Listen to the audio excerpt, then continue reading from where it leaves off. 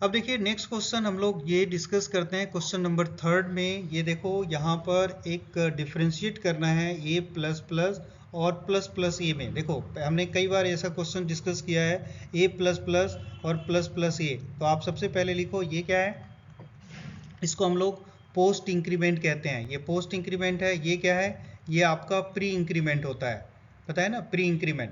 ये डिस्कस किया हुआ है आप लोगों ने, यस गुड। अब यहाँ पे देखो ये प्री इंक्रीमेंट है, तो इन दोनों का मतलब होता है बाय डिफॉल्ट, तो इसका कोई स्पेशल मीनिंग नहीं है। ये मतलब दोनों का मतलब होता है वन का इंक्रीमेंट करना। मेरा कहने का मतलब ये है कि जैसे ए की वैल्यू 5 है, प्लस प्लस ए करोगे यहाँ तो भी 6 होगा, और यदि आपने ऐसे किया है ए की वैल्यू 5 है और प्लस प्लस ए किया है तो भी यहाँ पे ए की वैल्यू क्या होगा, 6 होगा।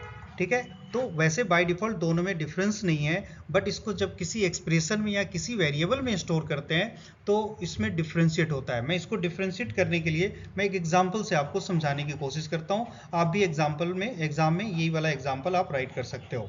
देखिए अब देखिए यहाँ पर सबसे पहले मैंने ए वैल्यू मैंने 5 डिफाइन किया है। यस, आप एग्जाम में करते हो तो इंटीजर वगैरह लिख लेना चाहिए। इंटीजर ए की वैल्यू हमने 5 डिफाइन किया है।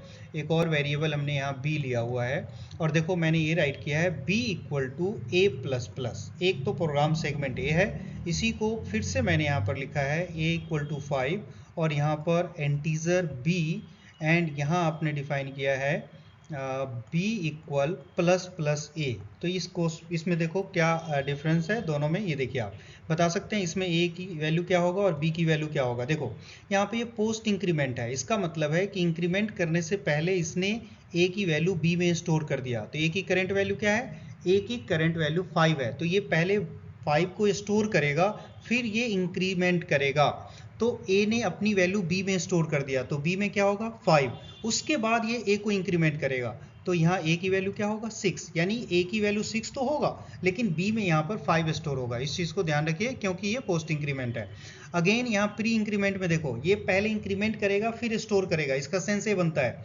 तो यहाँ पर देखो ए की वैल्यू क्या होगा और बी की वैल्यू क्या होगा। देखिए बी में पहले इंक्रीमेंट करके स्टोर कर रहा है, तो प्लस प्लस ए पहले इंक्रीमेंट होगा, ए की वैल्यू 6 होगा, उसके बाद बी में क्या स्टोर करेगा 6 करेगा। तो आप देख सकते हो कि ये ऐसे सिचुएशन में दोनों में आउटपुट डिफरेंस है, बट ये ध्यान रखिए कि यहाँ पर जो ए की वैल्यू है वो दोनों में सेम है, यानी ए में कोई चेंजेस नहीं हो रहा है, बट जब उसको एक्सप्रेशन में यूज करते हो तो उस वेरिएबल में इसकी वैल्यू चेंज होता है। जैसे कि आपने देखा यहाँ पर b की वैल्यू इस केस में 5 है और इस केस में b की वैल्यू क्या है 6 है। तो इस चीज़ को आप ध्यान रखिए, ये डिफरेंस है। तो आप लिख सकते हो ये पोस्ट इंक्रीमेंट है और प्री इंक्रीमेंट है, यानी दोनों का मतलब होता है इंक्रीमेंट बाय 1, बट इस केस में ये आउटपुट b की वैल्यू 5 होगा और इस केस में होगा। ऐसे एग्जाम्पल से आप इसको समझा सकते हो। एक हमारे क्वेश्चन में भी एग्जाम्पल दिया हुआ है इसमें कि आप ये भी बताओ कि इसका आउटपुट क्या होगा। तो आप बताइए, आपको ये समझ में आ गया होगा। तो देखो यहाँ पर इसमें आप कैलकुलेट करो स्टेप बाय स्टेप। यहाँ पर देखिए a equal to C plus plus, तो देखो c plus plus post increment है,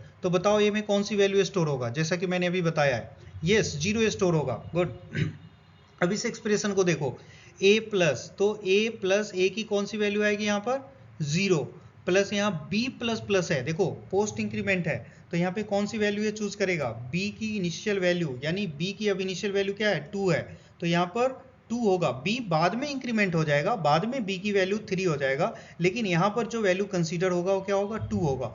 तो अब इसको a की वैल्यू क्या हो गया 2, अब यहाँ पे a को प्रिंट करवाया हुआ है तो इसकी वैल्यू क्या होगा 2 होगा। ये देखिए इस तरह से आपको इवेल्युएट करके दिखा देना है। यस बिल्कुल, ऐसे सेगमेंट आप राइट कर लो आंसर में और स्टेप बाय स्टेप बताइए कि यहाँ पे इसकी वैल्यू 0 है, यहाँ इसकी वैल्यू इतनी होगी, यहाँ इसकी वैल्यू। स्टेप बाय स्टेप आपको ऐसे क्वेश्चन को डील करना चाहिए, कंपाइल करके राइट करना चाहिए। ठीक है, हो गया क्लियर।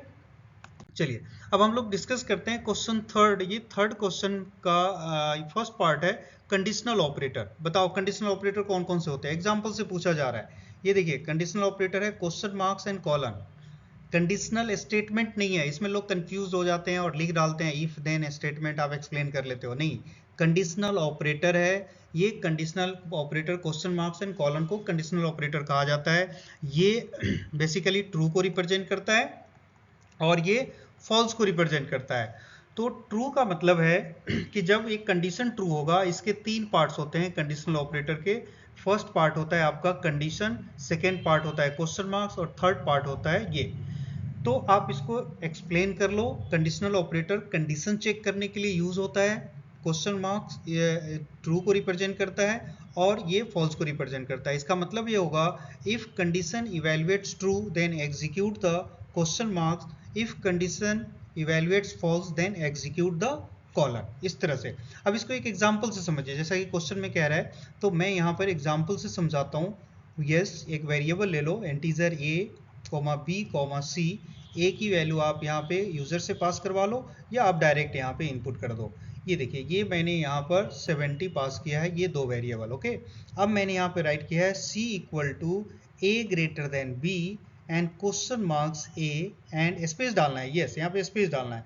ये ब्रैकेट लिखो या ना लिखो, डालो। ये यहाँ पर कंडीशन है, ये यहाँ पे क्वेश्चन मार्क के साथ एक एक्सप्रेशन होगा और कॉलन के साथ होगा। यहाँ पे स्पेस है, ये ध्यान रखिए। अब देखो ये यस सेमीकोलन होगा।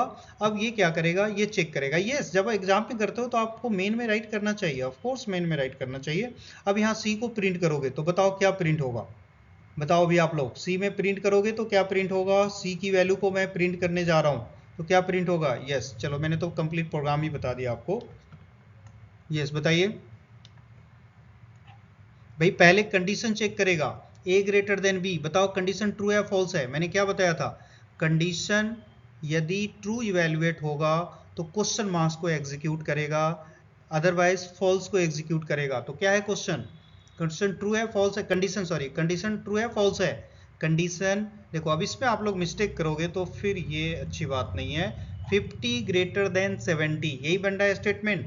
तो क्या ये कंडीशन ट्रू है, नहीं है, फॉल्स है। फॉल्स है तो इसका मतलब क्या है, फॉल्स के लिए क्या होता है, कॉलन। तो ये यहाँ पे कॉलन की वैल्यू को ये क्या करेगा, इसमें स्टोर कर देगा। यानी ये कॉलन की वैल्यू सी के अंदर स्टोर हो जाएगा इस केस में। यानी अभी सी को प्रिंट किया जाए तो ये जानते हो क्या प्रिंट करेगा, ये 70 प्रिंट करेगा। ये है इसका आउटपुट। तो ये छोटा सा एग्जाम्पल दे के आप इसको समझा दीजिए, आप कंप्लीट है आपका आंसर। ठीक है, क्लियर, गुड, वेरी गुड। चलिए अब यहाँ पे देखो, एक और नेक्स्ट क्वेश्चन है यहाँ पे, what is for loop. For loop को समझाना है, ये आप सबको आता है, कितनी बार आप समझा सकते हो। How is it different from the do while, do while से डिफर क्यों होता है। And explain with the help of example, also explain use of break statement. सब कुछ इसमें मेंशन कर दिया, तो सबका एक एक एग्जाम्पल बता दो। देखो सबसे पहले तो आप फॉर का डेफिनेशन आप लिख लेना। फॉर लूप क्या होता है, इसके 3 स्टेटमेंट्स होते हैं, 3 सेगमेंट्स होते हैं जो सेमी कॉलन से सेपरेट किया जाता है। इसका फॉर लूप का फर्स्ट पार्ट क्या होता है, फॉर लूप का फर्स्ट पार्ट इनिशियलाइजेशन होता है। देखो इस तरह से हम लोग इनपुट करते हैं, जैसे ये फॉर है, इसका पहला पार्ट है इनिशियलाइजेशन, आप यहाँ वेरिएबल को इनिशियलाइज करते हो। दूसरा पार्ट क्या होता है, कंडीशन होता है। तीसरा पार्ट यहाँ पर एक्सप्रेशन होता है, यानी यहाँ पर कोई एक्सप्रेशन आप पास करते हो। ये होता है ना, 3 पार्ट है। तो इस तरह से आप डिफाइन राइट कर लीजिए कि इसके 3 सेगमेंट्स होते हैं separated by the semi colon. First part है इसका इनिशियलाइजेशन और इसका सेकेंड पार्ट कंडीशन और उसके बाद एक्सप्रेशन। देखो इसको लिखने का और भी बहुत सारे तरीका होता है, अभी आप सिर्फ इसको करो, क्योंकि मैं अभी आपके सिर्फ क्वेश्चन का आंसर बता रहा हूँ, मैं टॉपिक डिस्कस नहीं कर रहा हूँ, इसलिए मैं बहुत ज़्यादा डीप नहीं जा सकता। मैं आपको सिर्फ इसका एग्जाम्पल आपको समझाने की कोशिश करूँगा। तो फॉर लूप को आपने डिफाइन कर दिया। अब ये डिफरेंस क्यों है, इसको दोनों को डिफरेंस करने के लिए मैं एक एग्जाम्पल से समझाता हूँ। क्वेश्चन में भी दिया हुआ है कि एग्जाम्पल बताइए।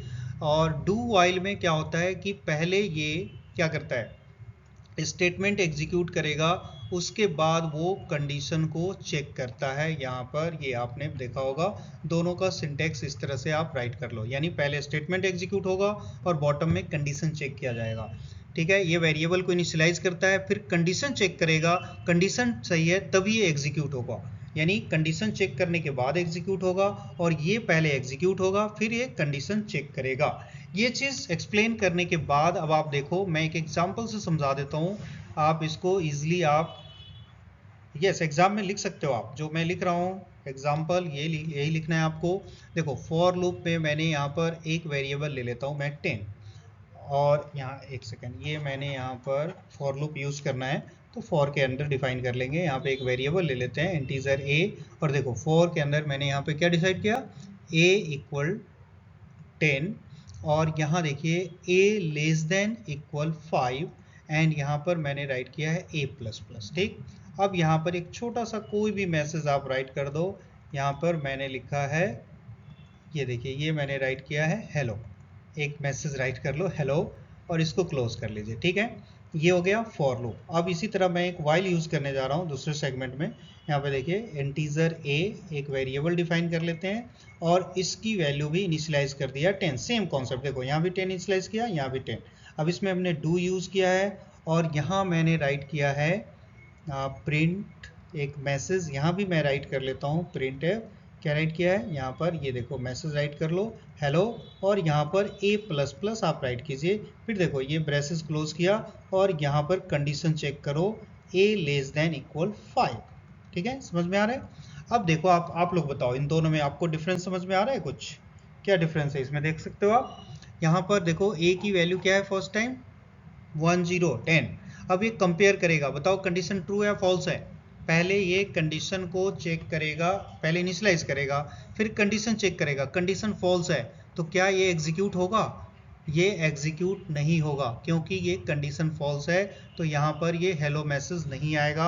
यहाँ देखिए a की वैल्यू 10 है, पहले कंडीशन चेक नहीं करता, यहाँ पे क्या मैसेज प्रिंट करेगा, ये प्रिंट है, पहले मैसेज प्रिंट कर देगा, यानी इसमें एक मैसेज हेलो प्रिंट होगा, उसके बाद a की वैल्यू क्या होगा 11 होगा, फिर एक कंडीशन चेक करेगा, अब क्या हो गया कंडीशन फॉल्स हो गया, तो ये नेक्स्ट टाइम रिपीट नहीं होगा, बट ये वन टाइम ये एग्जीक्यूशन हो चुका है, स्क्रीन पे आउटपुट आ चुका है। बट इसमें कंडीशन फॉल्स होगा तो इसमें कोई भी आउटपुट यहाँ पर ये प्रिंट नहीं होगा क्योंकि फर्स्ट टाइम ही कंडीशन फॉल्स है, इनिशियलाइज 10 किया बट कंडीशन चेक किया फॉल्स है। तो ये मेजर डिफरेंस है दोनों में, इसी को आप एक्सप्लेन कर सकते हो। ठीक है, अब ब्रेक स्टेटमेंट का आप इसी में एक और एग्जाम्पल से मैं समझा देता हूँ। हो गया क्लियर? यस, नोट कर सकते हैं आप, नोट कर लीजिए। ब्रेक स्टेटमेंट में कोई कंडीशन चेक कर लो, उसका वो कंडीशन मैच होगा, वहाँ पे वो एग्जीक्यूशन उसका स्टॉप हो जाएगा। ठीक है, यस, चलिए लिखिए आप फॉर i = 0। यस, इस एग्जांपल में भी दिखा सकते हो i, बट अब मैंने एक अलग से वेरिएबल ले लिया a <= 5।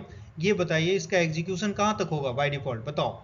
ये 0 से 5 तक जा रहा है, बट मैंने ये डिफाइन कर दिया इफ i = 3, i की वैल्यू 3 हो तो मैंने यहाँ पर ये एग्जीक्यूट कर दिया ब्रेक। अब आप लोग बताइए ये कितने टाइम एग्जीक्यूट होगा, आप इसको एग्जाम में लिख सकते हो। i की वैल्यू फर्स्ट टाइम 0 होगा, फिर 1 होगा, फिर 2 होगा, उसके बाद क्या होगा, जैसे ही 3 होगा ये ब्रेक हो जाएगा, 3 के बाद 4 5 एग्जीक्यूट नहीं होगा। एज यूजुअल ये नॉर्मल यदि ब्रेक यूज नहीं करते तो लूप कहाँ तक एग्जीक्यूट होता 5 तक, लेकिन इस केस में क्या होगा, i की वैल्यू जैसे ही 3 होगा, ये कंडीशन मैच होगा, ये लूप का एग्जीक्यूशन स्टॉप हो जाएगा।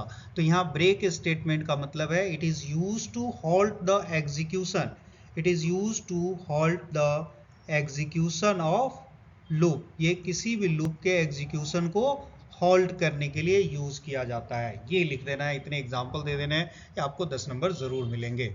हो गया क्लियर? चलिए, तो आपने ये थर्ड क्वेश्चन भी कंप्लीट कर लिया। अब आइए फोर्थ क्वेश्चन है, ये इसमें सी प्रोग्राम राइट करना है using structure to calculate the gross salary and net salary if basic DA, TA and deduction are given as a input. यानी आप समझ में आ गया होगा, ये यहाँ पर बेसिक सैलरी दिया हुआ है, DA दिया हुआ है, TA दिया हुआ है, सारे अलाउंसेस होते हैं, दे रखा होता है, और डिडक्शन दिया हुआ है। तो ये आपको ग्रॉस सैलरी और नेट सैलरी आपको कैलकुलेट करना है। ये आप कैसे कैलकुलेट करोगे, ये कैलकुलेट कर लो। ग्रॉस सैलरी में टोटल सैलरी ऐड कर दो, बेसिक DA TA, और बाद में नेट सैलरी में उसमें से डिडक्शन कर दीजिए।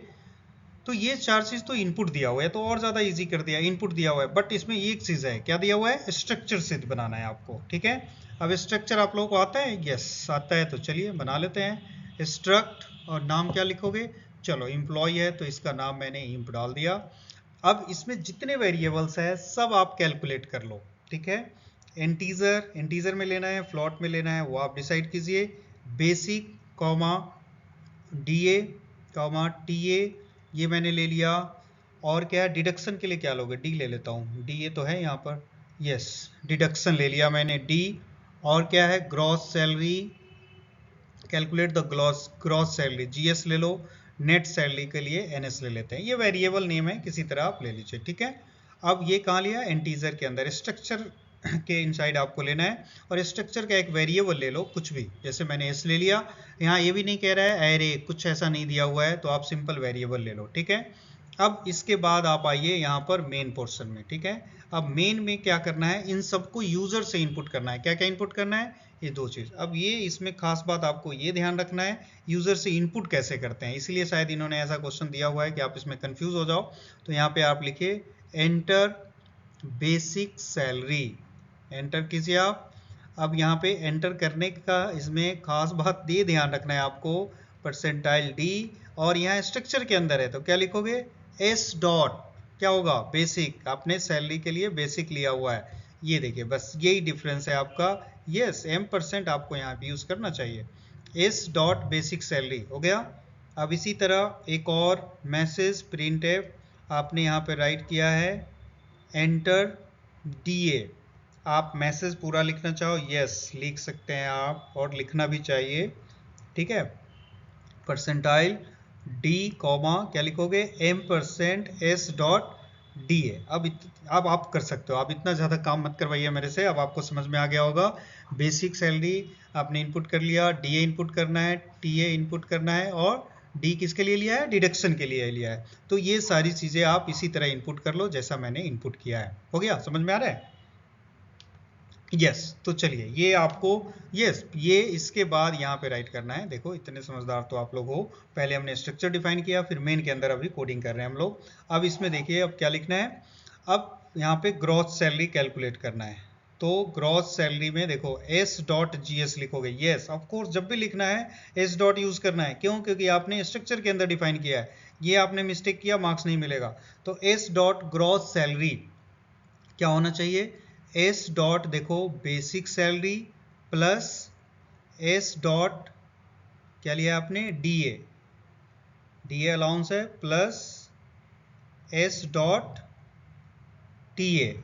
ये देखो ये S dot TA, S dot DA, S dot basic, ये ले लिया, ये टोटल कर दिया, ये क्या निकल गया, ये आपका निकल गया टोटल। अब क्या कह रहा है, ग्रॉस सैलरी के बाद ये net salary, s dot NS equals to s dot GS minus s dot GS minus deduction के लिए क्या लिया था, D लिया था, तो इसके लिए एस डॉट D लिखोगे। वेरिएबल का आप लोग ध्यान रखना कहाँ से क्या लिया है, टोटल इसमें कैलकुलेट कर लिया। अब इसको यहाँ से एस डॉट D माइनस कर लिया।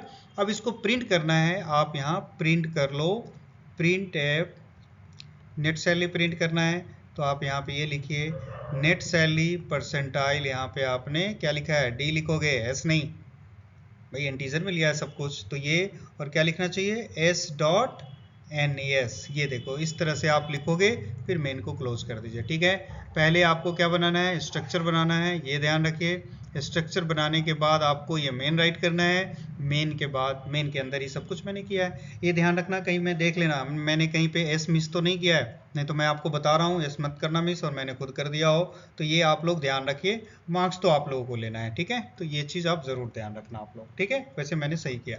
तो इस तरह से आप टोटल सैलरी नेट सैलरी आप कैलकुलेट कर सकते हो। यस वेरिएबल कुछ भी ले सकते हो, यस नहीं आप कंप्लीट ऐसे वेरिएबल ले लो, ग्रॉस सैलरी अंडरस्कोर करके, मैंने शॉर्ट नेम लिया है, ये आपकी मर्जी है, इसके मार्क्स नहीं करते हैं। आप यहाँ जरूर करना कि मैसेज में जरूर लिख देना कि बेसिक सैलरी आपने इनपुट किया है।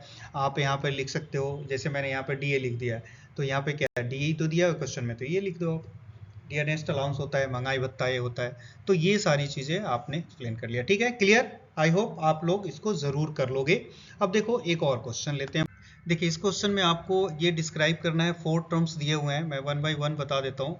रिटर्न स्टेटमेंट इसका सिंटेक्स है, रिटर्न के साथ हमें यहाँ पर वैल्यू पास करना होता है, और ये जो भी वैल्यू आप पास करोगे वो रिटर्न होगा। एग्जाम्पल से आप इसको समझ लीजिए, जैसे मैंने एक फंक्शन बनाया है इंटीजर, और यहाँ पे मैंने डिस्प्ले पास किया है, ये देखिए ये, और इसके अंदर एक वेरिएबल ले लो इंटीजर a इक्वल्स टू 0 हमने पास किया, a equal to a plus 10, ठीक है, और मैंने यहाँ पर लिखा है रिटर्न, और यहाँ देखो मैंने a को पास किया है। ये वेरिएबल है, इसका डेटा टाइप क्या है, इंटीजर है, क्यों, क्योंकि फंक्शन का डेटा टाइप इंटीजर है, तो ये इंटीजर ही रिटर्न करेगा। अब आप इसको जब कॉल करोगे मेन फंक्शन में, तो ये देखो इस तरह से कॉल होगा, डिस्प्ले यानी अब ये इसके रिटर्न के साथ जो इसकी वैल्यू आएगी वो वाली वैल्यू यहाँ x के अंदर स्टोर कर देगा। ये रिटर्न है। देखो यहाँ पर ये 2 मार्क्स का क्वेश्चन है तो ज़्यादा नहीं लिखना है, यहाँ पे मैं सिर्फ क्वेश्चन का आंसर बता रहा हूँ, बाकी इसका डिटेल करना है तो आप जो और ज़्यादा डिटेल इसके बारे में जान सकते हैं, पढ़ सकते हैं। ठीक है, चलिए नेक्स्ट पार्ट है हमारा ये मैलोक। मैलोक पता है आप सबको, मेमोरी एलोकेशन है। मेमोरी एलोकेशन का मतलब क्या होता है, ये डायनामिकली मेमोरी स्पेस एलोकेट करने के लिए यूज़ किया जाता है। डेफिनेशन लिखना चाहे तो आप लोग लिख सकते हैं, it is use to allocate the memory space dynamically. जैसे सपोज कीजिए मैंने यहाँ पर पहले तो सिंटेक्स मैं बता देता हूँ क्या लिखना है। यहाँ पर सबसे पहले यहाँ पर कास्ट आप करोगे, किस टाइप में इसको कन्वर्ट कर रहे हो, फिर हमें मैलोक लिखना होता है, और उसके बाद यहाँ साइज ऑफ डेटा टाइप, किस डेटा टाइप के साइज में आप मेमोरी स्पेस एलोकेट करना चाहते हो ये पास करना होता है। ये इसका सिंटेक्स है। एग्जांपल देख लीजिए, जैसे मान लो यहाँ पे पॉइंटर हमने लिया हुआ है x, तो मैं इसको x लिखूंगा। ये देखिए इंटीजर के फॉर्मेट में हमें कन्वर्ट करना है, और यहाँ मैंने इसको लिखा है मैलोक, और यहाँ देखिए जैसे मैं लिख लेता हूँ 50 मल्टीप्लाई यहाँ पर साइज ऑफ इंटीजर मैंने लिख दिया। बताइए आप लोग क्या हो रहा है, मैलोक फंक्शन है, ये 50 मल्टीप्लाई इंटीजर का साइज क्या होगा, जैसे हमारे प्लेटफॉर्म में 2 बाइट होगा तो 2 से मल्टीप्लाई होगा 100, यदि ये 4 बाइट होगा तो 4 से मल्टीप्लाई करेगा तो ये क्या हो जाएगा 200, यानी 200 बाइट्स मेमोरी स्पेस यहाँ पर x के अंदर ये स्टोर कर लेगा। ये इसका मतलब है। ठीक है, ये भी समझ में आ गया। इज अपर फंक्शन है, ये बेसिकली अपर लेटर में चेक करने के लिए किया जाता है कि जो गिवन कैरेक्टर है वो अपर केस में है या नहीं है। लिखना चाहो तो लिख लीजिए, it is use to check the given character is in upper case और नॉट, यानी अपर केस में है या नॉट नहीं है, ये चीज़ आप पता लगा सकते हो इस फंक्शन से। Type dot c type dot h के अंदर ये होता है आई थिंक। तो चलिए इसमें हम लोग पहले इसको चेक कर लेते हैं। जैसे एक एग्जांपल ले लो, कैरेक्टर मैंने यहाँ पर एक वेरिएबल ले लिया है x, और इसमें देखो एक कैरेक्टर मैंने पास किया है। ठीक है, अब मैं यहाँ पर चेक करना चाहता हूँ तो इसको इस तरह से लिखोगे, इफ इज अपर और यहाँ x ये वेरिएबल इसमें पास किया, और ये चेक करेगा कि यदि अपर केस में है। जैसे मैं यहाँ पर एक मैसेज लिख देता हूँ printf, यहाँ पर मैंने पास किया, मैसेज लिख लो this is upper case, this is in upper case, otherwise ये मैसेज है कुछ भी लिख सकते हो, else printf not upper case. Just मैंने इंस्टेंस के लिए मैसेज लिख दिया है नॉट अपर केस। समझ रहे हो आप लोग। अब बताओ अभी क्या मैसेज आएगा इस एग्जांपल के अकॉर्डिंग। देखो यहाँ पे स्मॉल लेटर में है तो ये कंडीशन ये मैच नहीं होगा, is upper case not, then else वाला पार्ट एग्जीक्यूट होगा, ये वाला पार्ट एग्जीक्यूट नहीं होगा, तो इसके लिए ये यूज किया जाता है। ये भी हो गया क्लियर। एक और है एफ क्लोज। बताइए आप लोग एफ क्लोज आपने पढ़ा है, नाम सुना है कभी। ये है फाइल पॉइंटर। फाइल पॉइंटर आप सबको मैं बताऊं, जैसे हम लोग फाइल बनाते हैं यहाँ पर फाइल पॉइंटर, और ये कुछ भी ले लो एम वेरिएबल, याद होगा आपने किया होगा फाइल हैंडलिंग में, तो एफ ओपन, और इसके अंदर हम लोग फाइल पास करते हैं, यानी फाइल का कोई नेम होता है, और फिर यहाँ पर हम लोग इसका मोड देते हैं, राइटिंग मोड और रीडिंग मोड। देखिए इस तरह से, तो ये हमने पास किया है। अब ये इसको क्लोज करना है। देखो ये फाइल ओपन हो गया, यानी फाइल के नाम से, ये कुछ भी नाम यहाँ पे पास करोगे, इस नाम से एक कंप्यूटर मेमोरी में एक फाइल जनरेट होगा जो अभी ओपन मोड में है। इसमें आप डेटा राइट कर सकते हो, रीड कर सकते हो, जो भी आपने मोड डिफाइन किया उसके अकॉर्डिंग। तो इसको इंटरनली क्लोज करने के लिए ये फंक्शन यूज किया जाता है, एफ क्लोज और एम। तो यहाँ पर ये जो फाइल ओपन है बैकग्राउंड में वो ऑटोमेटिकली क्लोज हो जाएगा। ठीक है, तो इस तरह से एक एक एग्जाम्पल देके आप इसको समझा दीजिए, ये आपको अच्छे मार्क्स मिल जाएंगे। इसमें हो गया क्वेश्चन कंप्लीट। तो क्वेश्चन नंबर 4 का एक और पार्ट है जिसमें आपको मैक्रो राइट करना है क्यूब फाइंड करने के लिए। तो देखो सबसे पहले आप एक मैक्रो डिफाइन कर लो। देखो मैं क्यूब के नाम से मैक्रो डिफाइन कर लेता हूँ। यहाँ पे एक वेरिएबल आपको पास करना है, यहाँ पे डेटा टाइप नहीं लिखा जाता। और क्यूब कैलकुलेट करने का क्या प्रोसीजर है वो आप यहाँ पे राइट करोगे। यस, मल्टीप्लाई मैंने लिखा है, ये मल्टीप्लाई के फॉर्मेट में आपको लिखना है। 3 टाइम मल्टीप्लाई कर दिया मैंने, सेमीकोलन यूज नहीं होता। अब आप इसको यहाँ डायरेक्टली आप इसकी रिजल्ट को प्रिंट करना चाहते हो तो ये देखिए परसेंटाइल डी और यहाँ पर क्यूब को आप कॉल कर लो, इसमें कोई भी नंबर आप पास कर दीजिए 2, तो ये 2 का क्यूब आपके स्क्रीन पे प्रिंट हो जाएगा, यानी 2 × 2। इस तरह से मैक्रो प्रोग्राम। ठीक है, मैक्रो का कॉन्सेप्ट आपको समझ में आ रहा होगा तो ठीक है, अदरवाइज सबसे पहले आप मैक्रो का कॉन्सेप्ट समझ लीजिए अच्छी तरह, उसके बाद इसको आप इजिली समझ सकते हो। ये 2 मार्क्स का क्वेश्चन है, बस इतना ही लिखना है। ठीक है, क्वेश्चन नंबर 4 भी मैंने कंप्लीट कर लिया। अब देखिए क्वेश्चन नंबर 5 है, इसमें क्या कह रहा है ये देखिए, इसमें है write C program which take the string as a input and print in reverse order, यानी स्ट्रिंग को रिवर्स ऑर्डर में प्रिंट करना है। तो एक स्ट्रिंग इनपुट करना है, जैसे मैंने मान लो हेलो इनपुट किया है तो ये प्रिंट होगा OLEH, इस फॉर्मेट में प्रिंट होना चाहिए, यानी एक एक करके ऐसे प्रिंट होना है। और क्या लिखा हुआ है, without using inbuilt function, inbuilt function use नहीं करना है। आप यूज करना चाहते तो इसमें एक strrev फंक्शन होता है रिवर्स के लिए, बट ये मना कर दिया, नहीं कर सकते, सॉरी, यानी आपको कोडिंग करना है। तो चलिए मैं आपको बताता हूँ इसका सिंपल तरीका। पहले आप मेन से स्टार्ट करना चाहोगे आप लोग, यस गुड। अब यहाँ आप पॉइंटर ले लो, यस पॉइंटर मैंने आप सबको बताया हुआ है। तो यहाँ पे पॉइंटर एक वेरिएबल ले लेते हैं, एस ले लिया मैंने, और यहाँ क्या करो कि पहले यूज़र से इनपुट करना है, यही ना, यूज़र से इनपुट करना है। तो यहाँ पे मैसेज लिखिए यहाँ पर, यस आप लोग हेल्प करो मुझे, क्या होना चाहिए, एंटर द स्ट्रिंग, ये आपने मैसेज राइट किया, एंटर द स्ट्रिंग। उसके बाद आप क्या राइट करोगे, यस स्कैन का यूज़ नहीं मत करो, कोई बात नहीं, कर सकते हैं, बट आप गेट्स का यूज़ करना है, गेट्स का यूज़ कर लीजिए एस। ये देखिए मैंने ये इनपुट कर लिया, स्ट्रिंग इनपुट हो गया। अब आप क्या करो मैं आपको बताता हूँ एक तरीका, कि जब भी हम लोग इसमें स्ट्रिंग पास किया है, जैसे मान लो आप हेलो टाइप करोगे, HELL एंड O, तो आखिरी कैरेक्टर क्या होता है, नल, आप सबको पता है नल होता है। तो अब यहाँ से हम लोग क्या करते हैं, ये जो स्टार्टिंग पोजीशन इसका S है, जब आप पॉइंटर्स आपने यूज़ किया है तो ये S किसको रिप्रेजेंट करता है, इसके एड्रेस को रिप्रेजेंट करता है, और जब पॉइंटर S लिखोगे तो ये इसकी वैल्यू को रिप्रेजेंट करता है। तो देखो मैंने क्या किया यहाँ पर, वाइल यहाँ पर pointer S not equal to null, बताओ पॉइंटर एस किसको रिप्रेजेंट करता है, आई थिंक इसी क्वेश्चन पेपर में मैंने अभी डिस्कस किया हुआ है, यानी ये इसकी वैल्यू को डिस्कस करेगा, यानी h not equal to null, null नहीं है तो ये लूप चलेगा। तो लूप क्या चलेगा, अब मैं इसमें क्या करता हूँ, एक वेरिएबल ले लेते हैं सिंपल, c इक्वल टू मैंने यहाँ पर 0 ले लिया, और मैं ऐसा कर लेता हूँ c++, यानी c इंक्रीमेंट हो जाएगा। और उसके बाद क्या किया मैंने, उसके बाद मैंने यहाँ पर s को प्लस प्लस किया है, देखिए यानी एड्रेस, ये s किसको रिप्रेजेंट करता है, एड्रेस को, तो ये एड्रेस अब यहाँ पे आ जाएगा। फिर इसी तरह से ये चेक करेगा, ये मैंने इसी क्वेश्चन पेपर में आई थिंक हम लोगों ने अभी डिस्कस किया है।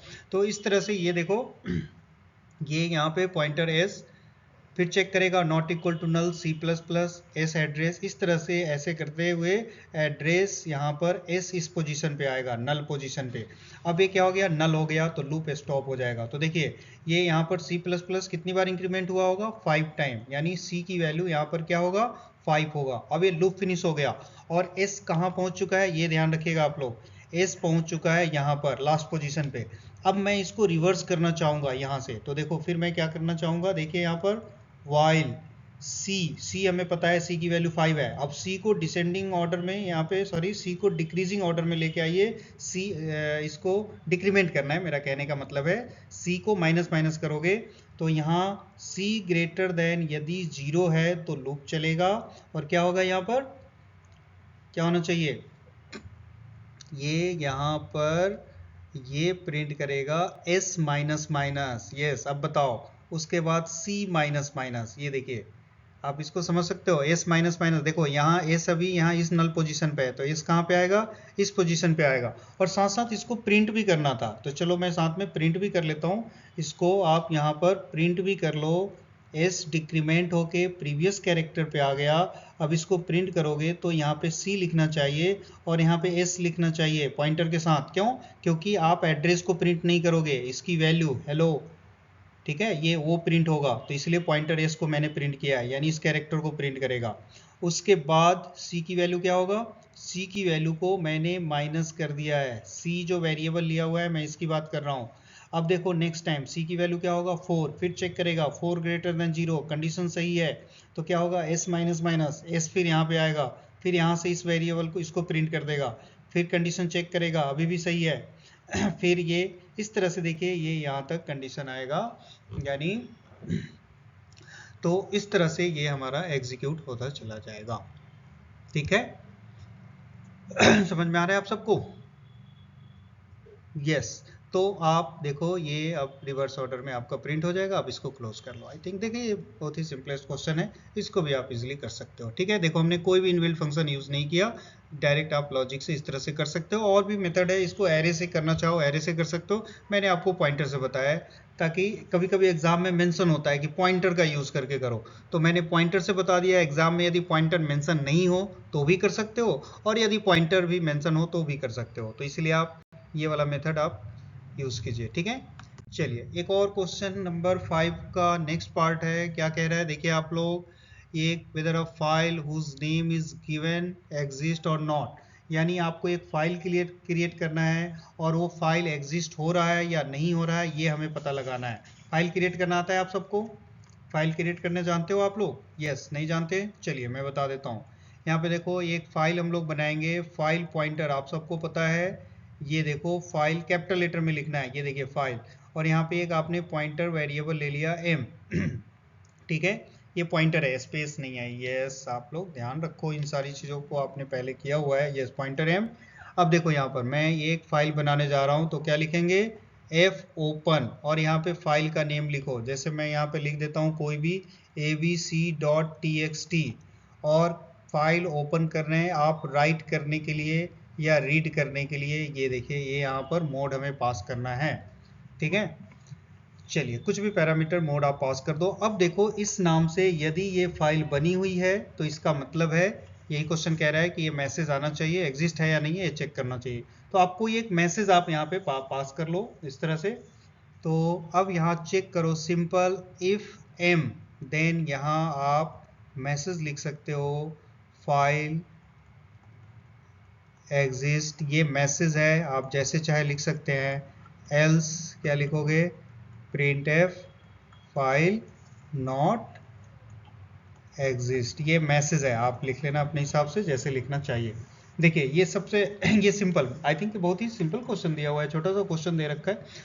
अब इसका मतलब क्या है समझाओ आप लोग। देखो ये m के अंदर मैंने फाइल पास किया, यदि abc.txt के नेम से फाइल बना होगा इस सिस्टम के अंदर ऑलरेडी पहले से, तो ये मैसेज आएगा। ये मैंने चेक कर लिया इफ, यानी ये ट्रू एग्जिस्ट, ये कब, जब ये फाइल इसको मिलेगा तभी ये ट्रू एग्जिस्ट करेगा, अदरवाइज नहीं करेगा। तो इसका मतलब मैंने abc फाइल दिया हुआ है बना होगा तो ये वाला मैसेज आएगा, यदि नहीं बना होगा तो ये वाला मैसेज आएगा। यही था आई थिंक क्वेश्चन, 5 मार्क्स का क्वेश्चन था, बहुत स्मॉल क्वेश्चन दे रखा है। ठीक है उस नेम इज गिवन, हाँ बिल्कुल समझ में आ गया। चलिए तो ये भी क्वेश्चन आपने कर लिया। अब देखो नेक्स्ट पार्ट हम लोग, देखिए क्वेश्चन नंबर 5 का एक और पार्ट है, इसमें कुछ टर्म्स दे रखे हैं, इसको एक्सप्लेन करना है एग्जांपल के हेल्प से। देखिए फाइल एक्सेस मोड, ये अभी हम लोगों ने डिस्कस किया है पिछले एग्जांपल में। जैसे आप कोई नया फाइल बनाना चाहते हो एफ ओपन, और यहाँ पे एक फाइल का नेम ले लो इस तरह से, और यहाँ पर मोड पास करना होता है। जैसे मैंने अभी यहाँ पर राइट मोड पास किया है, इसका मतलब है ये जो फाइल बनेगा एबीसी के नेम से उसमें आप डेटा राइट कर सकते हो।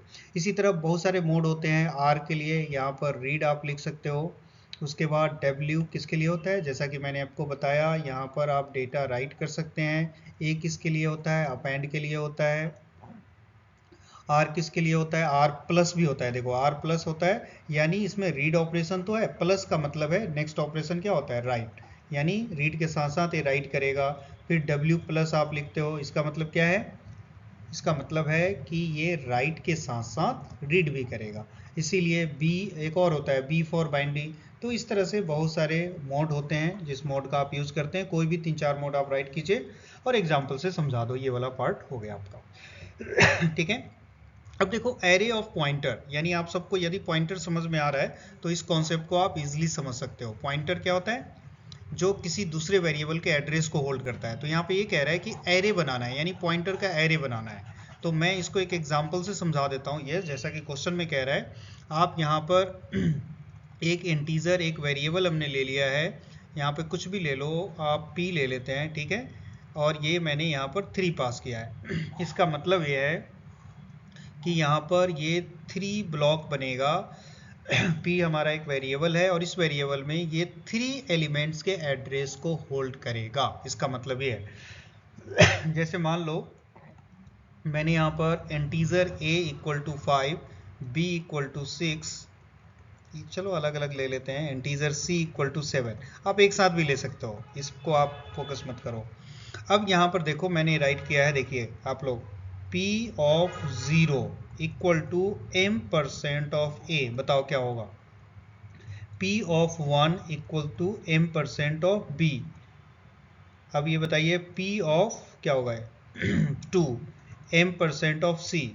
ये देखो a वेरिएबल यानी जो 3 वेरिएबल आपने लिया है कंप्यूटर मेमोरी के अंदर, जो इसका एड्रेस होगा वो एड्रेस 0 पोजीशन पे a का एड्रेस, इसमें b का एड्रेस, इसमें c का एड्रेस स्टोर होगा। तो इस तरह से आप एग्जाम्पल दे दो और समझा दो कि इसमें यहाँ पर वेरिएबल a का एड्रेस है, इसमें वेरिएबल b का एड्रेस है, इसमें वेरिएबल c का एड्रेस होल्ड होगा, और इस वजह से इसको क्या बोलते हैं, एरे ऑफ पॉइंटर्स, यानी ये बहुत सारे पॉइंटर्स का एक कलेक्शन है, ये एरे होता है। ठीक है, हो गया। चलिए एक है ऑटोमेटिक वेरिएबल, इसको ऑटो कीवर्ड से डिफाइन करते हैं। जितने भी वेरिएबल हम लोग सी लैंग्वेज के अंदर डिफाइन करते हैं सब बाय डिफॉल्ट ऑटो होता है। जैसे आपने इंटीजर यहाँ पर a डिफाइन किया, a की वैल्यू 5, इसका बाय डिफॉल्ट नेचर ये क्या होता है, ऑटो होता है। या इसको चाहो तो आप ऐसे लिख सकते हो, auto integer a equal to 5। ये हमारा एक लोकल वेरिएबल को डिफाइन करने के लिए इस तरह से हम लोग ऑटोमेटिक वेरिएबल यूज करते हैं। क्लियर। अब ये देखो ये काम कैसे करता है। अब आप सोचोगे इसमें इसका बेनिफिट क्या है। इसका बेनिफिट पता चलेगा या डिमेरिट पता चलेगा जब इसको किसी दूसरे वेरिएबल से कंपेयर करोगे।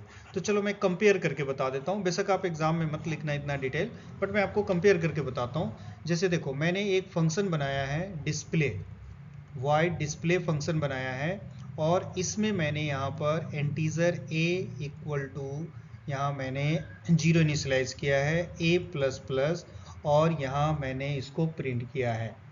ठीक है, प्रिंट परसेंटाइल d, और यहाँ पर a को प्रिंट किया है। ठीक है, एक और दूसरा क्वेश्चन मैंने लिया है वाइड डिस्प्ले, और इसमें मैंने यहाँ पर स्टैटिक लिया है। देखो मैं स्टैटिक से कंपेयर करके बता रहा हूँ। ये स्टैटिक a इक्वल्स टू मैंने क्या लिखा है 0। इसको इनिशियलाइज नहीं भी करोगे तो बाय डिफॉल्ट ये 0 होता है। अब यहाँ पर a प्लस प्लस किया है आपने, और अब इसको आप प्रिंट करो। जैसे इसमें देखिए, इसको आप प्रिंट कीजिए, print of percentile d comma a को मैंने प्रिंट कर लिया। ठीक है, अब देखो इसको आउटपुट क्या होगा। देखो इसको मान लो मैंने यहाँ पर इस फंक्शन को 3 बार कॉल किया। इसमें देखो इसको मैंने 3 टाइम्स कॉल करते हैं, तो आप लोग बताइएगा आउटपुट क्या होगा इसका। ये देखो डिस्प्ले मैंने कॉल किया 1 टाइम, मेन में कॉल करोगे ऑफ कोर्स, यस डिस्प्ले। तो आप बताओ इसका आउटपुट क्या होगा। इसका आउटपुट क्या है, इसका आउटपुट क्या है, इसका आउटपुट क्या होगा। ये देखो यहाँ पे मैंने 0 इनिशियलाइज किया हुआ है, a प्लस प्लस क्या होगा 1, दूसरी बार कंपाइल किया क्या होगा 1, तीसरी बार फिर से 0 होगा 1 होगा।